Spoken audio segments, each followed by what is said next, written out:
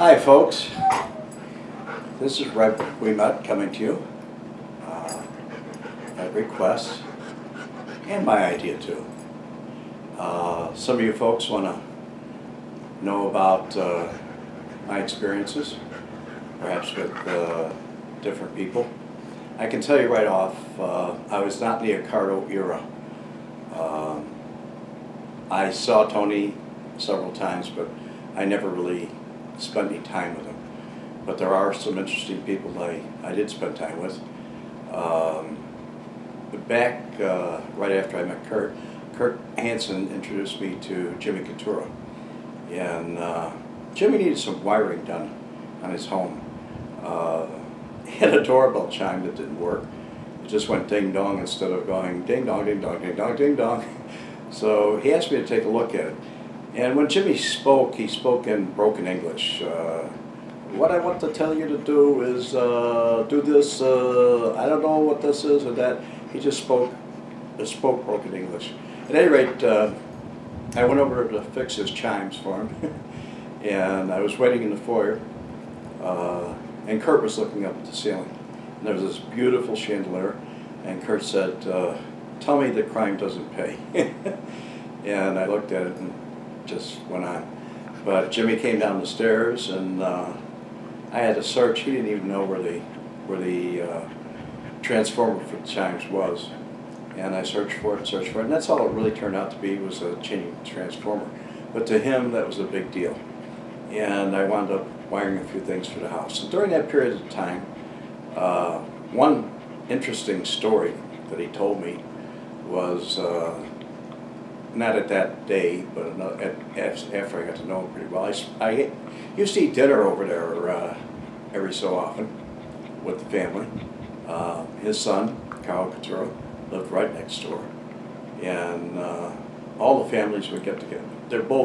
All families would sit down and eat together. And it was kind of very homey. The children were there.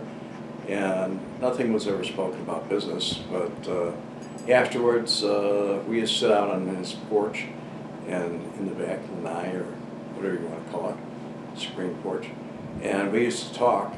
And one time he was telling me about, he was reminiscing really, but about a car, a Cadillac that had been given to him as a gift by some people that worked for him. At that time he was doing chop shop. I guess he always had, but I don't know for sure. I'm sure he did things way back in the 30s or 40s that were different. A lot of people called him the Owl, a lot of people called him the Bomber. But at any rate, he takes a trip with his wife down to Kentucky. And he gets down to Kentucky, and I think it was somewhere around Louisville or Lexington, in between, that he gets pulled over by a state trooper. And they didn't know who he was. They didn't pay any attention to him. And I think he was speeding. And after they went over the car, they were very interested in it because the license plate didn't match up. Something didn't match up on the car. So they ran the VIN number, and it turned out to be a stolen vehicle. And so Jimmy was arrested for the stolen vehicle. It was confiscated, and he was kind of hot at the guys that did it to him. It was supposed to be a gift. But the way he described it is far more comical than the way I'm telling you. It was a great deal of trouble for him. He had to make bond. As much as I've looked for this in the newspapers, I've not found it. I asked Mike Byrne to find it for me, and I don't think he found it either. By the way, thank you, Mike. It's a pleasure talking to you. I enjoy talking to you. And I enjoy talking to the audience here, too. As far as other stories, I think that Jimmy was, other than speaking the broken English, his Italian accent was so thick it was really hard.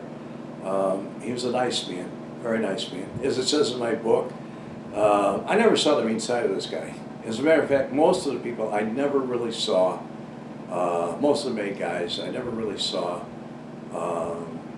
anything really violent or crazy except for Sam DeStefano. But Jimmy was a short man. He came here, it seemed he came here from Italy, but at any rate, he lived a posh home. His son, Catura, worked at the Secretary of State's office, and I assume that because I got anything I wanted from the Secretary of State's office when I walked in there, Carl saw me, that that's how they ran titles into the Secretary of State for the job shops. So just like everything else in Chicago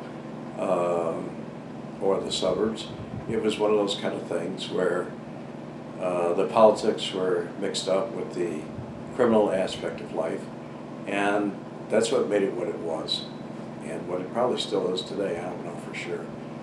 At any rate, I thought that might be an interesting story to tell you. It's one that he wasn't smiling when he said it. Let's put it that way. He was reminiscing about the how upset he was at the time, and how he had to get back to Chicago. And by the way, his home was in Oak Lawn. I'm not really sure of the street, but like I said, his children lived on the same block. Carl was over there quite a bit when he came home from work. But anyway, as life goes, I thought this would be my first broadcast to you. And anybody that's out there, I've written a book, as you know, probably, called Nobody Cares. And my reason for writing that book, Nobody Cares, is I really believed that nobody really cared. If people were getting murdered, and they didn't deserve it, I didn't think they deserved murder,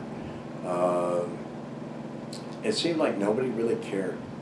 And I did care, and I still do care. And I think everybody else should care. I'm not really too keen on political correctness. I don't think it's a necessity in life, although it's become something that you have to kind of go along with it because most people do. I don't. I profile people. I have all my life, and I'm not going to stop now. But at any rate, if there's any other people like Tony Spilotro or Mikey was a real nice guy, and he wouldn't hurt a fly. He wasn't really a tough guy. Tony was a tough guy, but a very close friend of mine also. I'll probably get into other stories about them. In the meantime, I'm going to have to, I'm looking at my watch there. I want to keep this under 10 minutes. But anyway, it was very interesting trying to put this first one together, and I want to say hi to everybody on Facebook, and if this goes on YouTube later on, I want to thank people for watching it. Naturally, I'm going to plug my book, Nobody Cares, and what I did about it. It's available at www.redwemette.com, REDWEMETTE.com. And meanwhile, I hope you people have a wonderful evening, or daytime, whichever it is when you see this, and enjoy yourselves. God bless you all, and that's my bedtime story.